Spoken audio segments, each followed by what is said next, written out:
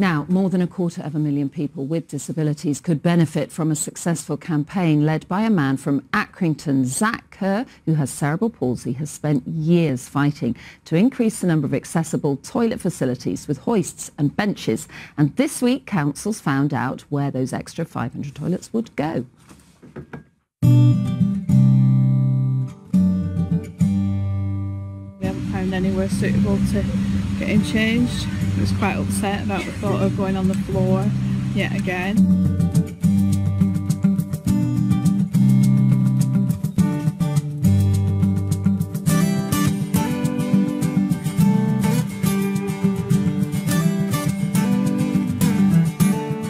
What difference will these changes make to people's lives?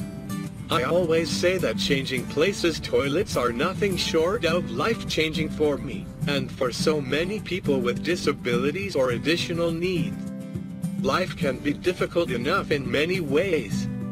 But when there are no accessible toilet facilities where I can be hoisted safely from my wheelchair and changed in privacy and with dignity, I face the choice between staying at home or restricting my social life because of my needs. That's just not fair. But whenever we want to leave our homes for a trip to the cinema, to a concert, for a day trip, to travel to see friends and family, or just to go shopping, we are faced with these difficult choices.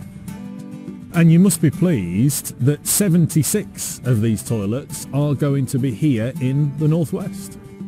We all know that there are nowhere near enough of these facilities at the moment. Hopefully lots of these new ones will be in places we can visit on days out with our friends and family, like in our parks and zoos, at the seaside and tourist attractions, as well as in our shopping centers. It's going to make such a difference to my life, and it makes all our campaigning work so worthwhile. I know that Zack does watch this programme, and really good news, isn't it?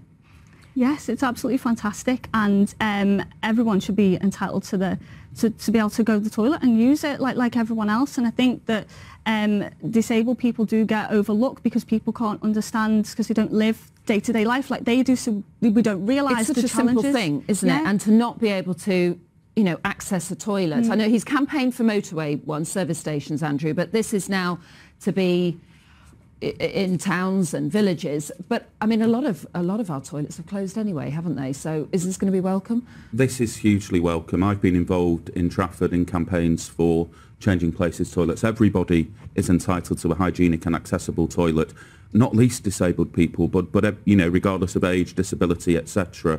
I'm really proud to say that in our recent refit of one of our leisure centres, we intervened to ensure that a changing places toilet was fitted. We'll do that in other public buildings across Trafford. I congratulate Zack on his campaign. It's absolutely fantastic. He is really determined. It's 50 years since Lord Morris of Manchester helped bring in disability rights. Does it seem, should it be that long that we're waiting for something as simple as this, James? Absolutely not. Zack is a great man. Many years ago, me and you were sat on a discussion programme, and we were talking about what makes good politicians. And I think some of the best politicians are people who aren't elected, people active in the community who make a real difference. What we need is Zack in Parliament. We need Zack. If Zack can achieve this by doing this, think what else he can do. And one of the things that this shows, in terms of what you're talking about, Annabelle, it's a massive discussion, is the contribution of people with challenges, difficulties, disabilities in their lives. These people should be cherished, supported, and helped, and into Parliament and into council chambers, which I'm sure Andrew would agree completely with. It wouldn't surprise me at all if Zack ends up in Parliament. He should end up in Parliament. Really He's a great man. Go on, Zack.